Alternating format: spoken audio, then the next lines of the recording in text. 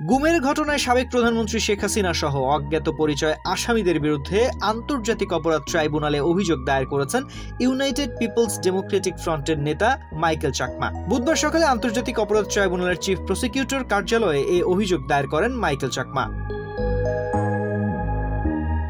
আলোকচিত্রী ডক্টর শহীদুল আলম ও তার স্ত্রী রেহনুমা আহমেদকে সঙ্গে নিয়ে বুধবার সকাল ৯টার কিছু আগে ট্রাইব্যুনালে আসেন মাইকেল চাকমা।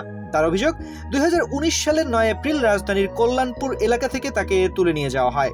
এরপর থেকে ৫ বছর ৪ মাস কয়েক জায়গায় গুম করে রাখা হয় তাকে। সাবেক প্রধানমন্ত্রী শেখ হাসিনা ও আওয়ামী লীগের বিরুদ্ধে বক্তব্য দেওয়ায় গুম করা হয়েছে বলে দাবি মাইকেল চাকমার।